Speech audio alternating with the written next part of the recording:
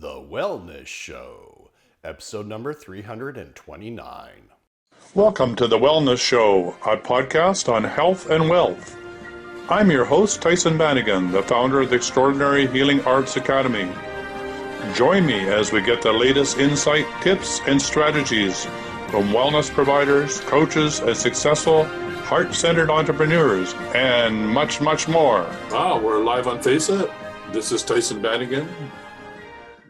And this is the Wellness Show. We're here with you every morning during this extraordinary times on planet Earth as we go through personal and planetary transformation.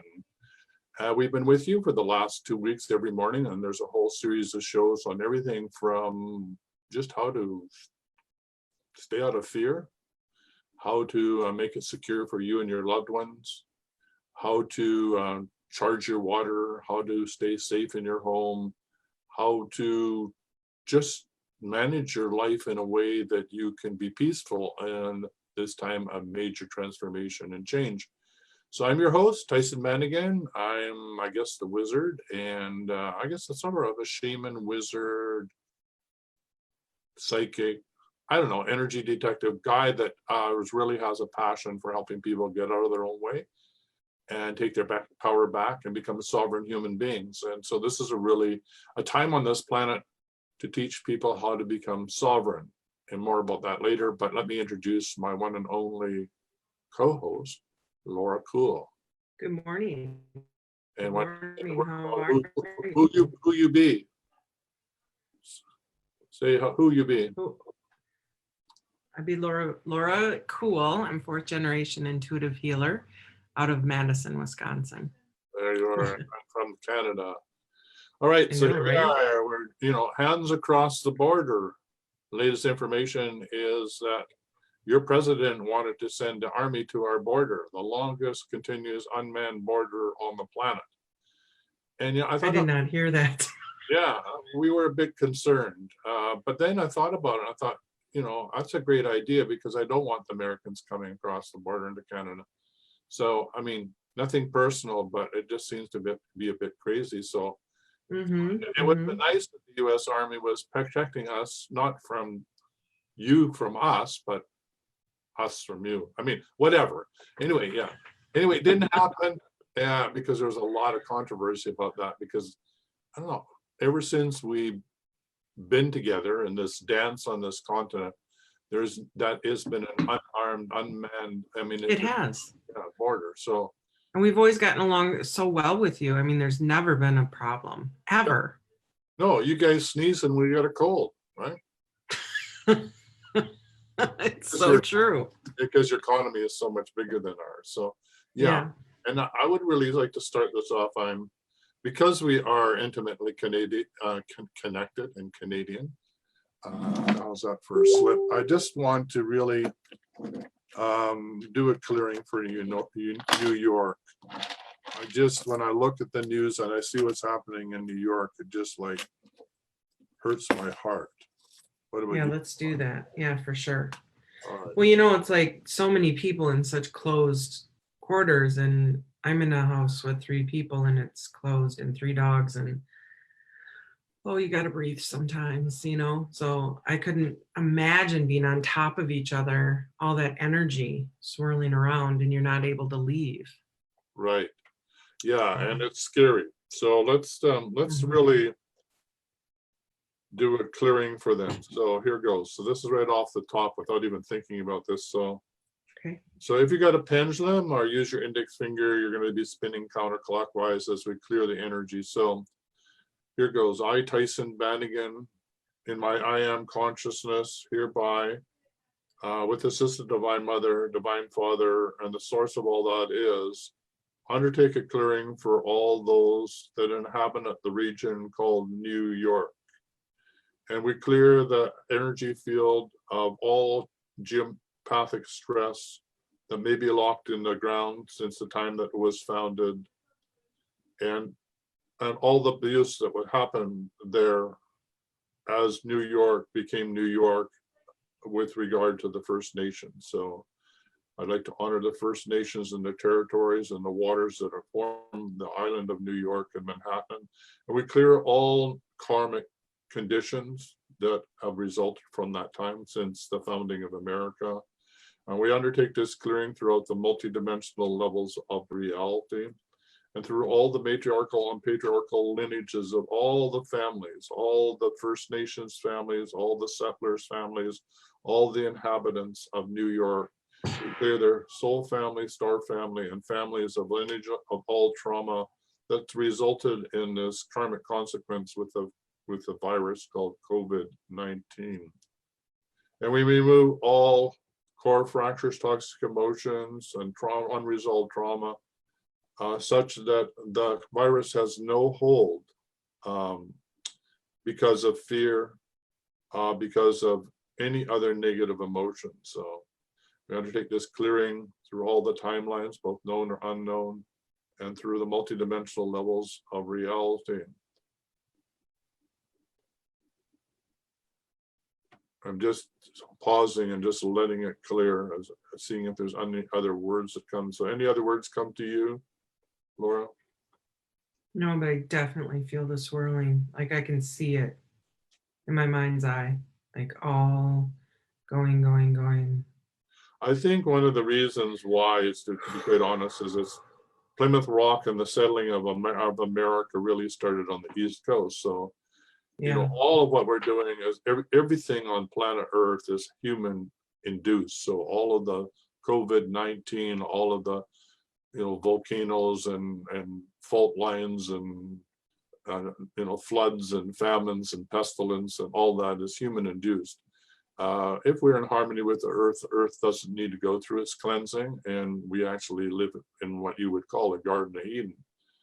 So a lot of karma came about with the settling of America. I was back east in last summer doing a lot of clearing around the settling of America and clearing the ley lines and geopathic stress, and honoring the First Nations and talking with the First Nation elders, because it's necessary for the United States to realize its destiny on the planet is to clean up its own karma since the settling of America and the way that it has interacted with all of the nation states on planet Earth. So I don't wish this on anybody, but what we do want to do is remove all the fear and all the trauma of all those that are going through this experience.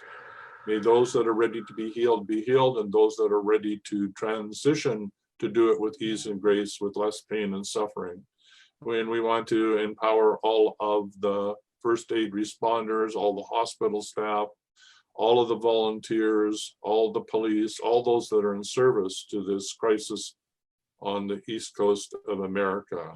And may that, which is happening in New York, ring the bell of warning of what can happen in other major cities in the United States of America, so the United States of America can get ready for the biggest transition that has ever happened in their nation state. And I hereby declare it so, in my holy name, so be it. It is done. Thank you. So there's quite a bit of action going on. And I really encourage you to do any prayer like that. The wording I'm using is basically an adaptation from the deep clearing protocol. It's on the last page. It's called the short form. Yeah. And the short form you use for these things, and the pendulum's still doing its thing as it clears.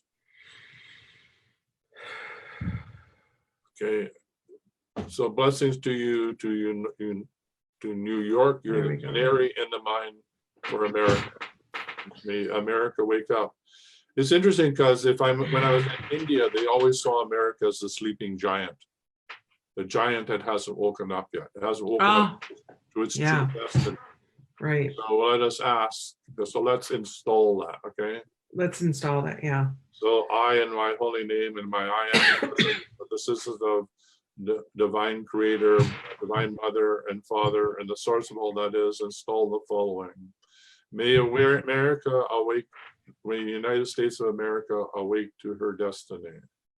May she be truly the true light, and may the intentions of its founding fathers actually materialize onto the physical plane. And may the United States of America's destiny unfold with ease and grace and peace for all on planet Earth.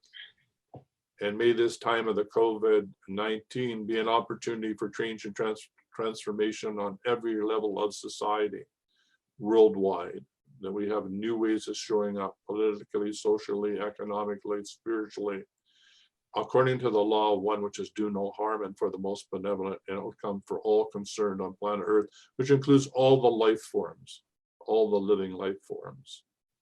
And then if we do that, we will create a new world, a new way of being, a new way of showing up, of peace and harmony. And I'd like to speak to the COVID-19 virus, the living essence that is spreading this new awareness on planet Earth. On one hand, I know that you create fear, that many people are afraid of you, but I welcome you on planet Earth as a wake-up call to shatter what was, to allow what will be, to come through the shattered fragments of what you leave behind. I know you're a living entity, and I thank you for being who you be, but I ask that you also abide by the law of one, which is to do minimal harm in your rising of consciousness on planet Earth. And may you have the most benevolent outcome for all concerned, of all life concerned in your destiny of being fulfilled on planet Earth. And may humanity wake up to understand the force that you bring on this planet, that the harmony between animals and humans and nature is a universal law that all must be abide by. And when we mess with that, when we tamper with that, when we try and dominate that, when we try and contain that, when we try and make bioweapons out of it, when we try and force nature into bottles, when we try and program it, when we try and subjugate it, dominate it, and extract its resources without any prayer, without any thanks, because we think it's our God-given right, then we suffer the consequences of that. And so thank you, COVID-19, for waking us up to our destiny and our true nature, that unless we abide by this truth, there's consequences. And I declare it so in my holy name, so be it, it is done. So just letting this come to rest. I think it's a very hard thing for most people to understand that we do individually and collectively create the world that we live in. It's a big jump for so many people, but it is so true, right? And this is our opportunity to understand what it is to work together as a planet to solve this crisis. And I get inspired by some of the things that are happening as people help each other and do true community, right? There's so many wonderful things happening right now. We really need to be grateful for how well Americans have been doing this, because there's some people that could just make this really, really difficult, and they just have not. Yeah, I truly appreciate everybody, and I'm trying to, I work in Uganda, and they just, had their first case last week. I'm trying to get them aware of what's coming, right? They don't understand it yet. Like so many governments don't understand the urgency of this. It's not that we can stop the virus. What we're trying to do is flatten the curve of the number of people that get infected, so the hospitals don't get overwhelmed by the number of patients. So instead of the curve going like this and then coming down, we want to flatten it out like this so that the hospitals aren't overwhelmed. And New York is a dramatic situation of the hospitals being overwhelmed, because that spike is happening so quickly. So that's why you're asked to stay indoors. That's why you're asked to wash your hands. That's why you're asked to, to stay off the streets. This is why you're asked to, when you come back from your holidays, if you cross the border into Canada now, you are automatically to be in quarantine for 14 days. And many people say, well, I need to get some milk on the way home. No, don't do that, right? Don't do that. And if you're an American and you think getting on a plane and going south is the way to do that, don't do that, because you could be easily spreading the virus everywhere. This is the time to stay home. This is the time to do family. Connect with your family, your loved ones. This is the time to be indoors. This is the time to be at home with yourself and with your family for probably the first time in your life where you don't leave your house to go to work. You actually are at home with your family and your children. And I love that video where the broadcaster is in the midst of his broadcasting, his little daughter runs in and, you know, and his wife is trying to grab them. I say, no, don't grab them. They're trying to be part of this, right? And then there's the next video shot of him having the kids on his lap as he's doing the broadcast. I just love that. Like, come on, let's wake up. Those kids are just as much involved in this as we are. So, and we're all— And they don't understand it because Yeah. they can't comprehend what it is that we're asking of them every single day to stay home and not go see their friends or go to daycare or school. Some of their little minds just can't handle that concept yet. So I know No, and lots of Daddy's mothers home. I are need like, to play with him. I need to play with him. Daddy's in the other room. I gotta go see Daddy. Daddy, Mhm. what are you doing? Right? Yes, I remember being that way as a child. Yeah. Yeah. All right. So that's what I wanted to do to launch today. And of course, today is the dowsing and energy healing basic course for getting ready for how to do dowsing for COVID-19. I have a number of people that have signed up. I apologize for the mix-up when I went to do the Zoom link. It actually came out saying PM instead of AM. So that's my slip.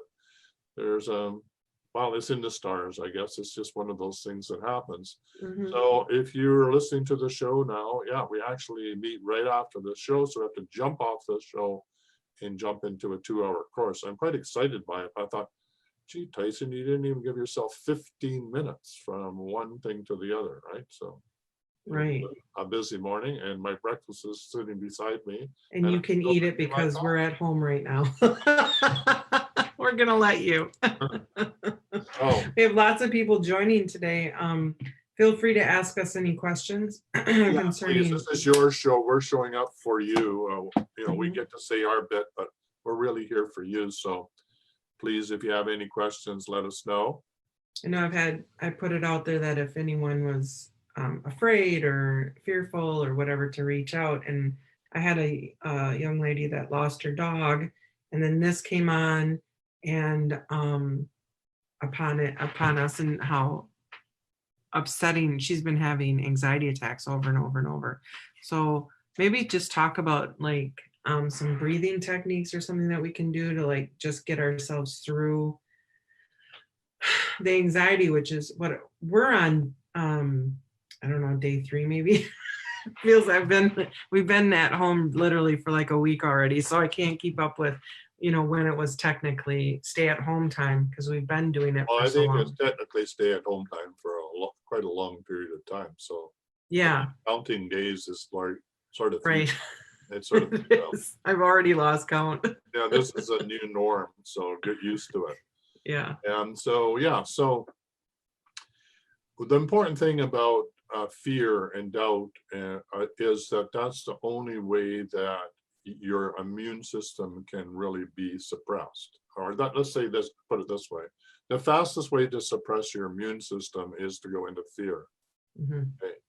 And yeah, unless a tiger is out right there about ready to eat you when you're ready to fall off a cliff, or there's something life-threatening to you, I would like you to ask yourself this question: when has fear ever served you except in a crisis? Have you ever been any further ahead by worrying about something, by getting up in the middle of the night and stewing about it, by Right. not being able to sleep because you're thinking about it? Have you ever obsessed about something in the future and made the future better? Have you ever obsessed about anything in the past and solved the problem? No. So it's our human mind consciousness, it's our little monkey mind saying, hey, you got to do this, you got to do this because I feel scared, and you got to. And, you know, that's people getting up and pacing the floor, or the heartbeat's just going like this crazy. And, you know, and this is easy enough to say. I mean, if I was a front line worker, or, you know, I was working as a nurse in New York City, you know, my heart would be pumping. I'd be scared to go to work. So what they've done for frontline first responders, and those that work in emergency situations. And I don't know if they've taught nurses this, but it's called heart math, and that is how to stay in your heart. Because if in your heart and you're breathing in a regular way, then you become de-stressed, and therefore you're safe. You don't do things crazy. I don't know about you, but if I'm in a panic and I'm not in my body and I'm not grounded, I can hurt myself really, really quickly. And it can be simple as I turn around and my foot slips off the curb and I sprain my ankle, for an example, or I slam the car door on my fingers, or I do. Right. And why do I do that? Because my mind is not in the present moment.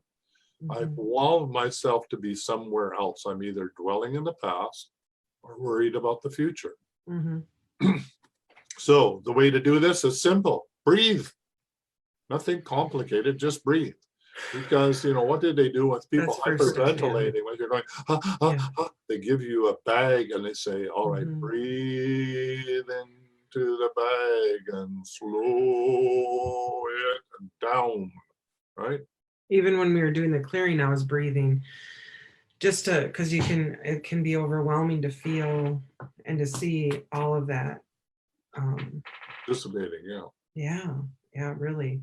And when you're with other people, and my sister and I both commented that at certain times she gets a little wigged out about things, and then I will, and then my brother-in-law, and that we're never like on the same tune. So we're just trying to be super compassionate with each other, and very, very kind and compassionate, slow, easy, as to not spin out of control either. And when we have so much going on all day long, as you're trying to work at home, trying to take care of the kids, or you're trying to stay busy because maybe you're alone, and not let your mind, swirl out into what I call spinning, where your thoughts just keep going and going and going. Breathing, like I always think of the person that I love the most in the world, or like my dog, and I can feel the love that I have for them. And then I'll just sit in that for a little bit and then really try to make myself laugh. Yeah, well, your dog's because that helps. Yeah, I have a cat that helps me remind myself about just what it is to be a cat or to be a dog. And they don't understand what's the matter with these humans, why they're so freaked out about this stuff. And why are we going on so many walks, Mom? I don't get it. I don't get it, yeah. My dog's been so hungry because we're going on walks all the time. One of my favorite books is Lobsang Rampa, who's a Tibetan monk who talks about, what it is to be, an enlightened human being. But one of his books is from the point of view of his cat. What's it like to be a cat and help a human being become enlightened because they're not very smart? It's a great book. We think that we're actually taking care of the dog and taking care of the cat, but from their point of view, they're taking care of us. And in fact, they're willing to take on all of our karma, all of our pain, all of our suffering into their little bodies and work it through their little bodies. So one of the most important things to do with your pet is to sit down and have a conversation with them and say, your job is to just love me and be loved. Your job is not to process all my human emotions and solve my problems. The best thing you can do for me is wag your tail. I love that whole thing about the dog being at home, and he was so excited about everybody being there. Then he was wagging his tail so much he fractured his tail.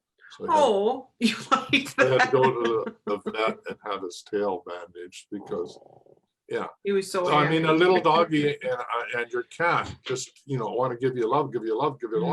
That's their job. Don't have them process your emotions for you because they think that, that's their job.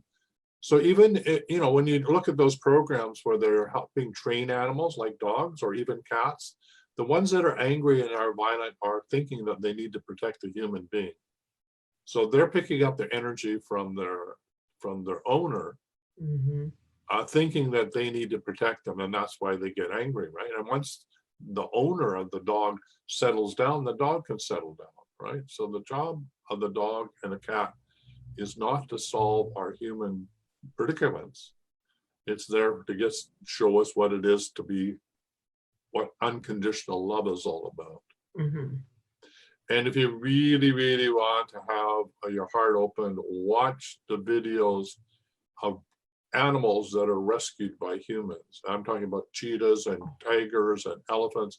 There's so much kangaroos, Mm-hmm. there's so much passion, so much gratitude, because they know that their life depended on that human being. And you see that intimate connection. And also the animals that are rescued from different types of animals put together become really buddies. So I could remember, I think there's a tiger cat and a stray cat that walked into the tiger's den, and the two have become buddies, right? There's so many examples between how animals can get along together, cross species, and help each other through trauma, that it's really sets an example for how we can deal with trauma during this time. But let's get back to breathing. Let's do 3 breaths together. Okay. And are you going to chant for us this time? I can. All right. You just want me to do Om? Is that what it is? Yeah, we just did so let's just do 3 breaths and sigh on the exhale. And Oh, is that what you're talking? Okay. yeah, Yeah, we'll I do can that one first. Okay. So you lead it this time. You be the guru. Okay. So everyone take a deep breath in. And sigh on the out. Oh.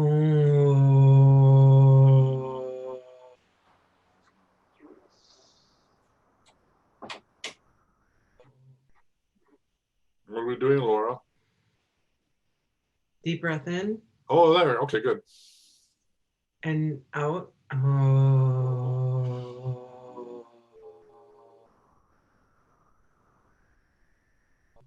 Deep breath in. And sigh on the out. Oh. That was the best one. That one. That was better instruction. So let's do another one or two. Deep breath in. And sigh on the out. Oh. One more. Deep breath in. Sigh on the out. Oh. Let's do one with an Om now. Okay. Deep breath in. Oh.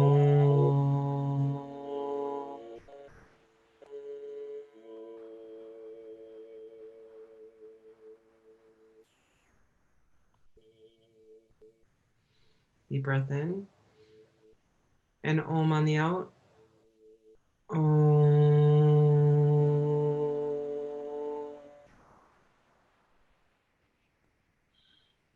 The nice thing about doing Om is it teaches you just how deep you're breathing by the length of time that you can do it. So it's just a nice, I mean, this is not trying to be the hero and go pink and purple in the face as you try and do it.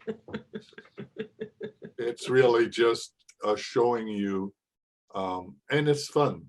So the whole basis of pranic healing, the basis of Huna healing, and for Hawaiians, has to do with building the energy in the lower part of your lungs. So you're breathing in, and then you're saying some Hawaiian names, and you're building it, and you're building, and you're building this chi or energy inside of your body. And then you have somebody who's in the center, and we're all in the circle, and we're all doing this, and we're all building this chi through the intonations, like we got words to say, and then all of a sudden we let it out, and we direct it to the people in the center, and they have this whole wave of healing energy that goes to that person, and they get this whole wave of prana to heal. So Right. breath is key to all indigenous cultures as one of the primary healing modalities. And what I found with doing Om with people in the house, even little ones, like if you sit and you just start doing it, and the louder that you get, the more everyone calms down, and then they'll start. Little kids will sit and do it with you too. And didn't you remember when you were a little kid and you go in front of the fan, you go, oh, and your mom would be like, get off. But I remember that, and how that vibration really calms you. Absolutely. So do it again, and I'll do Fine. an overtone to what you're doing, because you can Okay. play with this. Okay. So take a deep breath and start.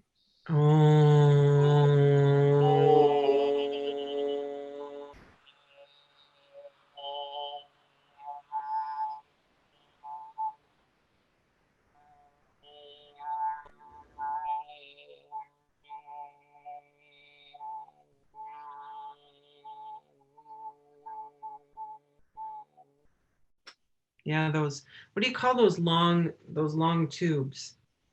Oh, didgeridoos.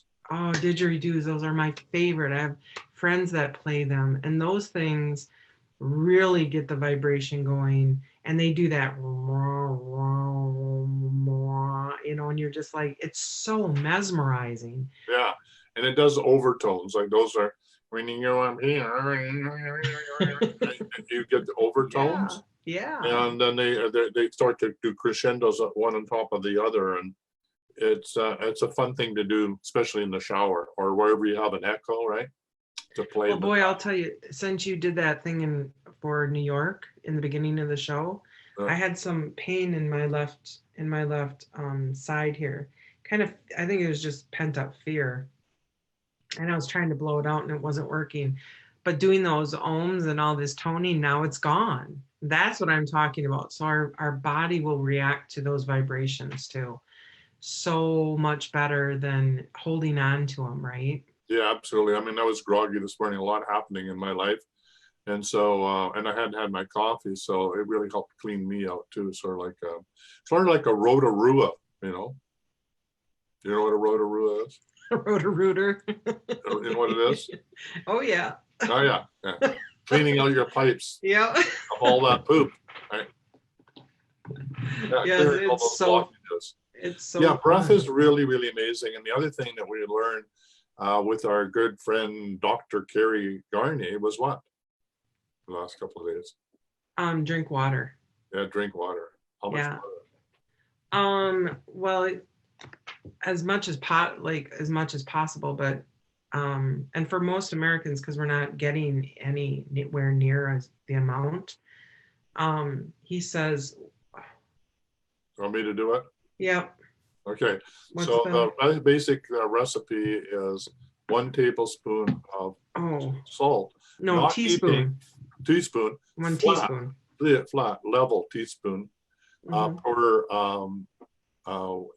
8 ounces of water, right? Which is like a quart. A quart. I mean, I'm sorry, a gallon. 1 teaspoon to a gallon. Yeah.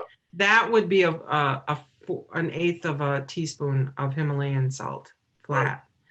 Right. Yeah, but how many ounces? He was saying it goes by your body weight. Okay, so you take your body weight and divide it by half. So if you weigh 200 pounds, it would be 100 ounces of water. 100 ounces of water, right? Okay, so then you take this, right?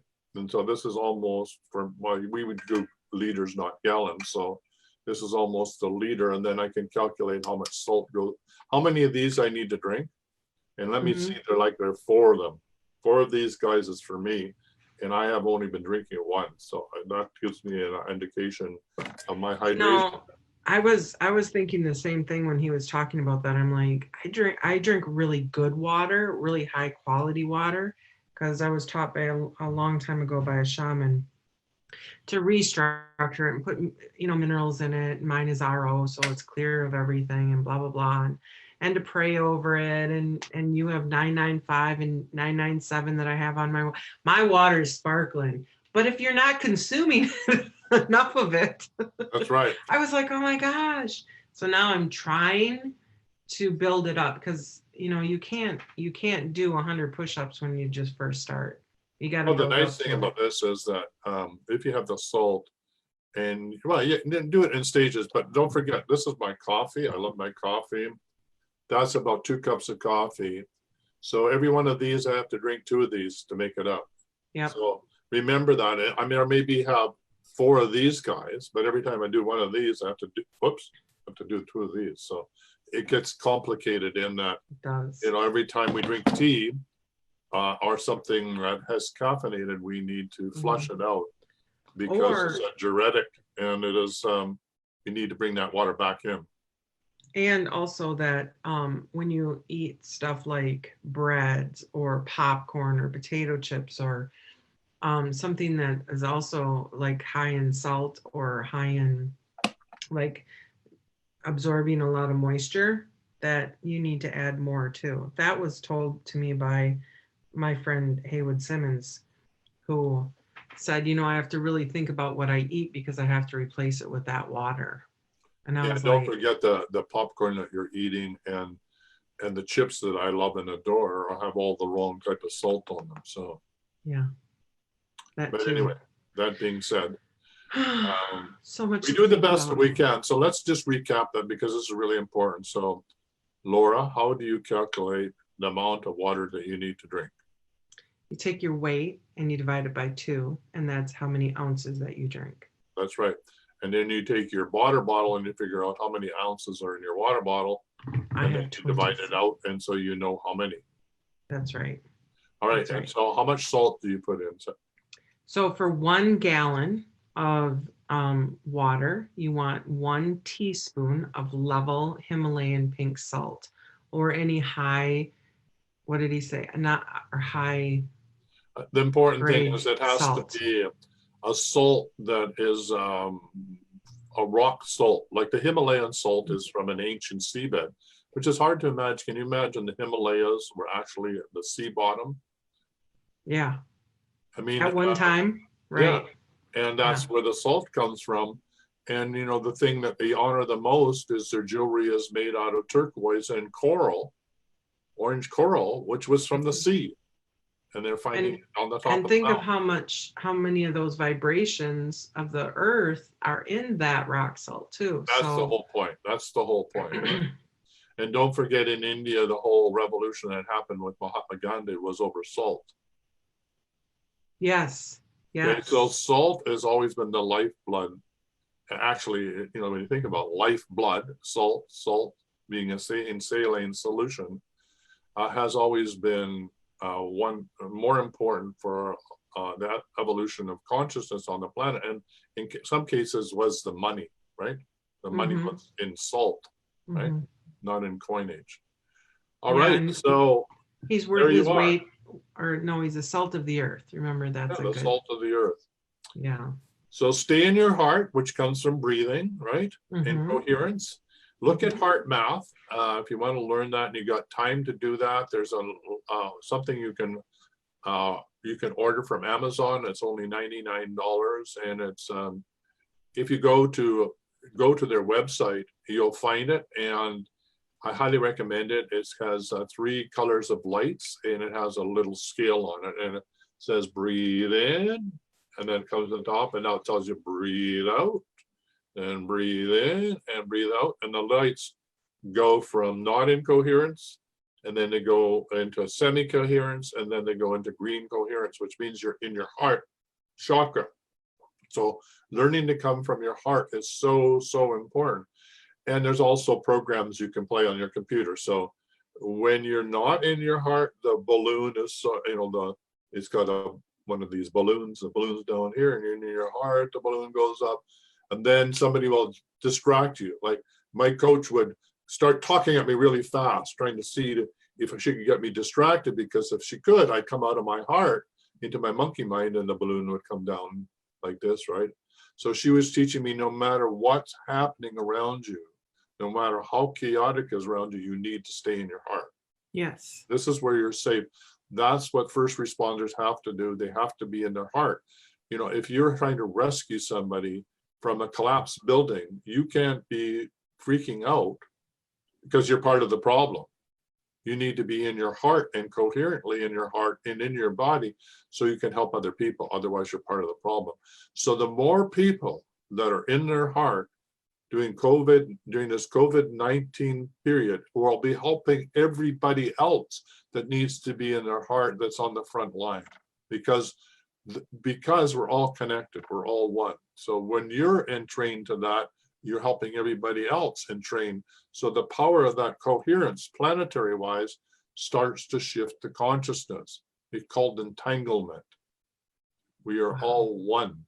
Right. So the best thing you could do is sit in meditation, learn to get into your heart, and then practice that, because every time something happens in your family, like you said, somebody's up and somebody's down, what would it be like if everybody learned that up and down was a way to bring you all into your heart, Yeah. so that you're resonant? Because if you can be resonant in your body and in the body of your family and then the body of your community and then the body of the nation state, can you realize how that will change and transform everything on this planet? Absolutely. And I believe it was Buddha that said, the change. No, it was the Dalai Lama. The change comes within yourself. Yeah. Peace. If you want world peace, start with self. Right. Yeah, and the Dalai Lama is giving another thing that we need to be aware of. So we talked about breathing as really being important, about staying in your heart and how to do that. A heart math will give you the tools to do that, and that you can really learn to do this for very inexpensively. For like for one family, it would be $99 from Amazon to get the little tool and play and teach the kids. The kids learning to meditate and be in their heart is such an advantage for them, right? So because you can just say to the kid, "Are you in your heart?" And they get it right away and they calm right down, because they understand what it feels like to be in their heart, how calm they are, and they want to be there. It's like learning how to meditate. So number one, how to be in your heart. Number two, to drink a water with salt to hydrate yourself, right? And the third, which comes from the Dalai Lama, is there's nothing so serious that you can't laugh. Right. And laugh. I love it. Like the Dalai Lama, think about the Dalai Lama. He had to escape from communist China. He had to go over the Himalaya mountains to get to India.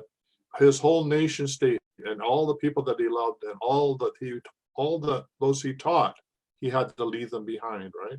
Right. If anybody should be angry on the planet or being exploited, would be the Dalai Lama. Yes, absolutely. And is the Dalai Lama angry? No. You talk to him about China and he's still got a smile on his face. He understands that everything on the planet is the way it needs to be, and it's all unfolding in divine order. And his job is to inspire all of us to accept what is, because that's what we created, and to laugh, right? To inspire us and to laugh, right? Absolutely. So we need more laughter.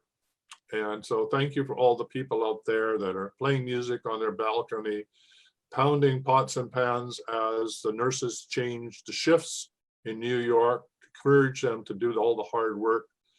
I just love that this is happening. There was a symphony that was playing online together. Each one person was at home and they were still doing their symphony. How can we do community in a new way, right? Right. Here we have a question from Eduardo. Yeah, it's time for questions.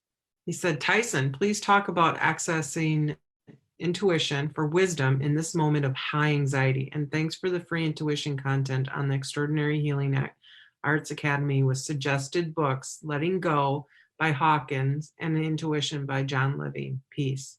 And John Living is the person who originally started Extraordinary Healing Arts Academy, correct?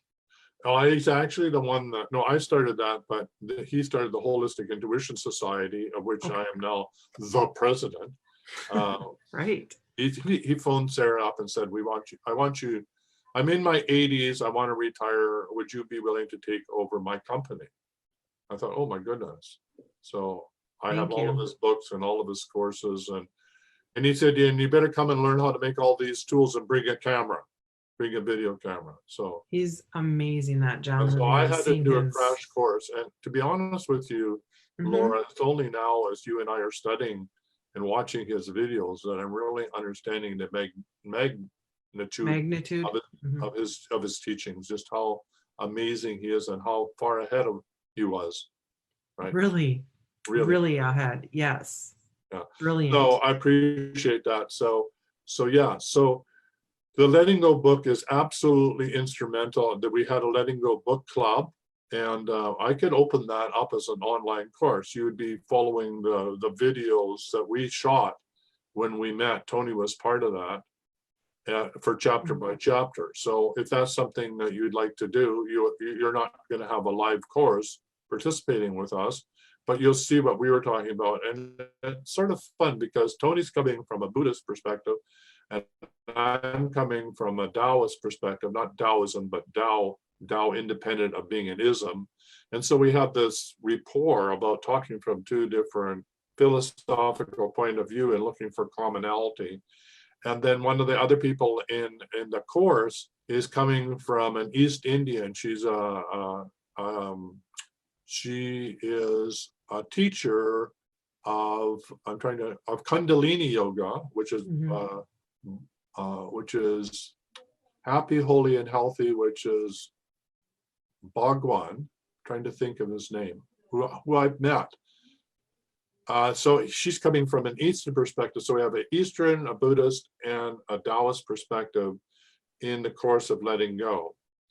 Now, I'd like to do an advanced course in letting go, where we read the book, but then we learn techniques to help each other let go. This is a philosophical understanding of how to let go and how it all works.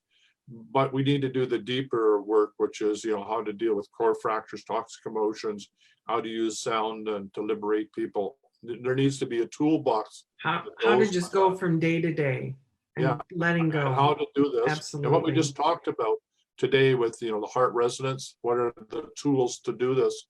And also accountability. So how are you doing this week? How many times were you knocked out of your heart chakra, and what tool did you learn to come back to center? And is there a tool that you're learning in other modalities that could help us as a group? So that would be the advanced level. So if there's people out there that like to do letting go, which is truly a profound book, and do another book club, which is actually has a how to do it part of it, better explained, then let us know. So the question was, what after all that? What was that original? Please talk question? about accessing intuition for wisdom in this moment of high anxiety. Like how can we get to that place of peace quickly? Other than, we talked about breathing, right? Yeah. Talked about staying in our heart. We talked about drinking lots and lots and lots of water, everyone. Along with every time you wash your hand, drink a quart of water. Yeah. Well, And bless laugh. all the water. Bless the water that you're washing your hands in. That's a lot of water that's going down the drain to wash everybody's hands, right? Mm-hmm. So And hot bless the water at that. So So bless it's heated. all the water in your life. Okay? Yep. And it's heated. So So you have to understand that energy. Then laughter and humor. Yes. And laughter. And watching videos of rescued animals gives you joy. And little babies laughing hysterically. My friend Judy put that on Facebook yesterday, and oh my God, I was just dying. Yeah. If you're peeing your pants, then you're doing fine. All right, so let's go. Think of fear. Like one of my friends says, he's learned that fear is an opportunity for great change and transformation in his life. Okay, fear never arises unless there's something inside of him that he needs to deal with that he's never dealt with before. So he says, the bigger the fear, the bigger the present. So now I run towards my fear. I'm so excited that I'm afraid, because when I solve this, the level of consciousness is going to be so gigantic. Let me at this fear, right? Right. And so it's turning around instead of running away, burying it, forgetting it, ignoring it, pushing it down, letting it get trapped in the cellular memory of your body as trauma, unresolved conflict, core fractures, toxic emotions. Process it, right? Process it. And why is there so much fear on the planet now? The COVID-19 is bringing up the biggest fear that we have is that we are limited by the consciousness in our bodies, that we're only our bodies. Guess what? We're not. Our body is our spacesuit for the third dimension. We're multidimensional beings on planet Earth. And therefore, to understand that we're far more than this experience that we're having in this dimension, that we're more than the emotions that we feel in our body, And yes, it's a blessing to have an earth suit. And yes, it's a blessing to have all those emotions. Yes, it's a blessing to work through yin and yang, light and dark, good and bad, and polarity. Yes, it's a blessing and a learning experience, but that's not who we are. Exactly. We're something far greater than that. So who's in control? Who's the boss? Yeah, is it the boss that's the ego that's scared shitless?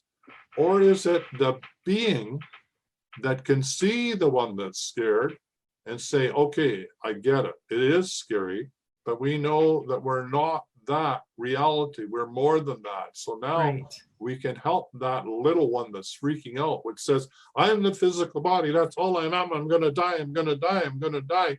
And the higher self says, yes, you could die, but guess what? We're going to reincarnate anyway.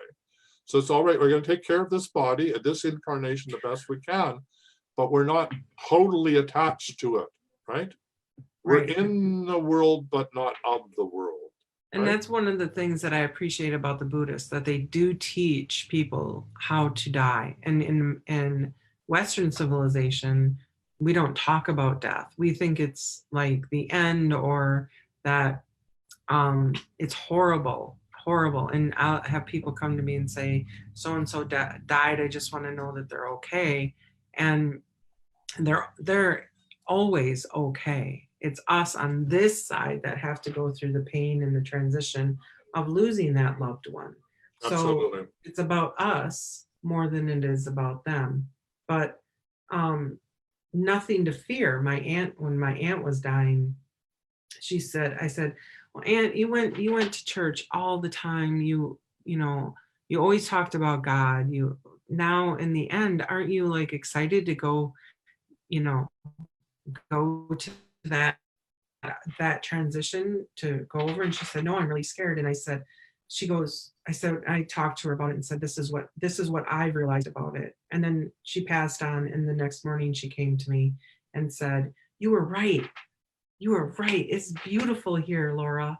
It's so wonderful. And I was like, see, nothing to fear. And so even if we are in the face, even if we are facing it straight on, remember that it's just like when you were born, that whole transition is just going to happen, and you have no control over it. It's just going to happen. And when it gets there, it's going to be a whole like ha moment of, this is beautiful. That's thank you for saying that. I mean, I spent 3 days in Bombay with Krishnamurti, and the whole talk was, unless you're prepared to die in this moment, you're not fully alive. Right. Okay, and if you go to the teachings of Don Juan, Carlos Castaneda said, death is always over your left shoulder. Yes. In other words, if you're not prepared to die right here, right now, in this moment, then you're not fully alive. You're not appreciating each breath that you're taking could be your last breath. Okay, so that fear, well, it doesn't have to be fear, but if you know that transition is there and that you can accept it with gratitude, and then you can be fully alive, because every moment is your last moment, and that's okay. So exactly. The biggest fear is death. And one of the things that is really good to look at is the Tibetan book of death. Death, yeah. Oh. Yeah. The Tibetan book of death. It was very interesting. And because it helps you prepare for your death. And one of the beautiful ladies that I had as a partner was a nurse. I've had many nurses in my life. I'm a very lucky man. And her name was Deborah. And I used to call her a nurse death, not because she was a scary death nurse, but because she understood the power of death. And she would just clear everybody out of the hospital room. She knew that person was getting ready to die, and she would get on the phone and she'd get every relative that she could get hold of in that room for that moment of transition. So I called her nurse death. She didn't care what the doctors or anybody else in the hospital thought about what she was doing. She just knew she needed to do that. And I have a couple of friends that are trained to become death doulas. So there's doulas that help birth people on the planet. Mm-hmm. And there should be doulas to help people transition off the planet. Isn't that beautiful? And we do have, in America, we do have hospice, which I do believe that those people are very, very in tune with death, and they definitely helped my family as my father passed. Yeah, and my partner right now, my beloved Sarah, that's what she did. She worked in those wards, right? Getting people to ready. And I helped. I was at my deathbed of my sister fairly recently, and I was so proud to have my son there as well. He was on one side of the bed and I was the other, as we helped her do the transition and get ready for the other side. So yeah, helping people to be alive and to die with dignity is really, really important. So let's go back to fear. We're nearly at the top of the hour. We got 5 more minutes to go, and then we have a 2-hour class. And they can Are still you join registered in us. the class, or do I have to give you the link, or did you pay, or whatever? I'll be there. Do. I'll be there. I'll Yeah, be there. Aren't we Do you know doing how it to get here? there? I'm sorry. Do you know how to get there? Mm-mm. It's a different link. Then this one? Yeah. Oh, okay. Yeah. So do I have to guess it? Out No, of the you're 3 supposed that to I have have? paid. You're supposed to have paid, but I will talk. Oh, okay. I will try not to try and get you the information, or you can't attend. All right. So back to what we're talking about. So think about that the dark has no meaning, or the light has. Let's put it that way: the light has no meaning unless there's dark, right? The light has no meaning. Oh, you mean the duality of it. Yeah. The Okay. duality of it, right? Mhm, And yep. we don't say, oh, it's dark at night. We do say it's scary, and sometimes we think in the kids that there's a boogeyman, and we do have fear about it, but we don't say, oh, the nighttime is terrible, it's evil. But we tend not to put value judgment on it, although some people do have fear of the dark. And we don't say, oh, it's light out, it's daytime, and isn't it hunky-dory, So the point I'm trying to say is that we can get out of the emotions of putting a judgment on it of good or bad, a moral concept. Yin and yang, light and dark, up and down, the contrast, the polarity is just polarity. The universe has no value judgment on it, right? None. Right. None whatsoever. So the fear is just our interpretation of something that we haven't processed yet inside of ourselves. So think of it as being the dark, or think of it as being the overwhelming thing that doesn't have the light. And you know that one candle in the midst of a dark room illuminates that room, right? It brings the light. So why don't you take the dark and think of it as the body of the candle? And if the bigger the fear, the brighter the candle can be, and the longer the candle can burn, because it's the fuel of transformation. So if you can just take your fear and realize that it's such a gift of transformation, right? And that it's another way to up level your way of showing up in the world. Because without the fear, you'd think, oh, I'm living in the Garden of Eden, everything's okay. I'm just hunky-dory and everything will be the way it is. And then you wouldn't be evolving. Exactly. Now I just posted on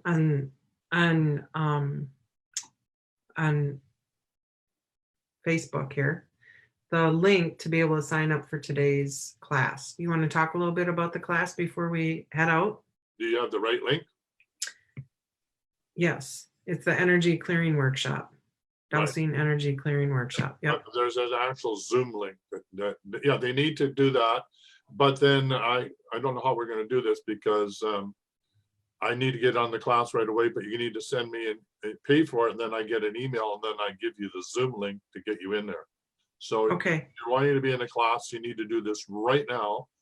Okay, this is Lewis Peterson would like to join. Okay, you need to do this right now, and we'll start the class like 5 minutes later, because I have to send you an email with how to get in. Okay. Do you want to make it at a 1:15 for the class? I'll open it up, but I won't start it until later. Okay. Okay, that sounds good. Yeah, and so do come in for the class. So let's just go back to the fear. I just want you to know that the fear is your ability to transform your consciousness, and Don't suppress it. Don't. I mean, our whole problems of core fractures, toxic emotions, unresolved conflict is that we suppress the fear in our body, and the whole thing of disassociation, core fractures, are disembodiments, or being out of your body, or being beside yourself, or being traumatized, or not being grounded, or all of those are another ways of saying I'm so scared that I can't be in my body. I'm beside myself. You're looking puzzled. Nope, I'm just listening. Okay, good, good. So you grok that? You got it? I'm concentrating. I'm thinking Okay. about it. All right, good. Because you're saying a lot of things, like the fear, that fear will transform you in a positive way if you allow it to flow through. Yeah, and and then I was to talking. not hold on. Yeah, and then I was saying, if you don't, what you end up with core fractures, toxic emotion, unresolved conflict, and you can be even out of body. So you're so scared to be in your body that you're not in your body. You're literally, the expression is, I'm beside myself. Yeah. Because you're not in your body. You are literally beside yourself. Your essence of who you are is not in your body.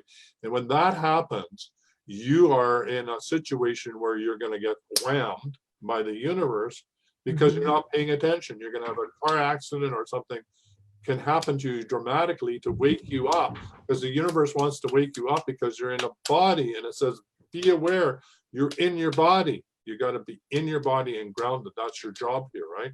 Right, absolutely. We're talking about helping people become fully embodied in this body. So full body enlightenment is what we're going for, not enlightenment up there or out there or in another dimension. Right, but within. Yeah. Within, right? We want to bring light within. That's what we're teaching all of you. This is what the purpose of the Extraordinary Healing Arts Academy is, to embody the light, to become enlightened human beings, to be a pillar of light, to be a beacon of light, to bring about change and transformation, to birth a new earth. And this is how we do it. It's an inside job. All right, we're going to wrap it up at this point. We got to get ready for the course. So come and join us on the course. Now, Eddie wants to, or Eduardo would like to know, there'll be another morning show on Monday? Yeah, is there another morning show on Monday? We will make an announcement on that. I have to see what the bill is right now, because I have to hire somebody to do all the back work, and it's 10 hours that I need to of work for the last 2 weeks. I need to know what that bill is and whether there's enough money coming in. So if you want the show, buy a course or two, and I'll help pay for having all the editing done, because this show gets downloaded and edited, uploaded to YouTube, and then also uploaded also to podcast. So there's stuff we need to talk about too, about that, because we have some other people that we could count on too here. Yeah, that we haven't talked about. So there is going to be like a GoFundMe. There's a way in which you can help support the show. And if we get supported on the show, we'll be here for you. I mean, we want to be here for you, and as long as I financially can afford to do this, enough people are buying courses, and enough people are excited about what we're talking about, then yes, we can do that. But financially, I can't go under to do the show. Let's put it that way. So we're all in this together. Hopefully this is useful. And so I'll let you know. If not, the regular show is every Thursday at 6 p.m. Pacific time, which is 11 p.m. Eastern Standard Time every Thursday. And we do have guests on that show. So one of the guests coming up will be Maddie Weber, who is the wife of Ian Lungold, who brought the Mayan calendar to North America, or to English-speaking peoples. And he was authorized by the Mayan shaman to do that. And a lot of discussion about, well, 2012 came and went and nothing happened. Well, wait a minute, a lot's happened. You know, I want to bring her on to talk about what 2012 was about and what does it mean for what's happening now on planet Earth, because Ian had a whole body of information that he was teaching us. And if you understand it, you understand why we're experiencing what we're experiencing now. So 2012 was a gateway. That was a precursor of us having this experience now. So thank you, Ian. I know you're on the other side looking down. Bless you. I got to live with Ian. Ian lived with us before his transition. So I'm truly grateful to have had the Mayan teachings in my own house by a master teacher. So Ian, thank you wherever you are. May you be tripping and dancing on rainbows because you deserve to do that. All right. So we're going to wrap this up. Thank you, everybody. And we will let you know whether we're back Monday morning. Most likely Awesome. we will be. So bye. And until next week, certainly on Thursday, be healthy, wealthy, and wise. And wise. Bye for now. Bye. For quality online wellness products, courses, and services, visit our sponsors, thewellnessstore.ca and the Extraordinary Healing Arts Academy located at thewellnessacademy.ca. To stay in touch, visit us at thewellnessshow.ca. And until next time, be healthy, wealthy, and wise.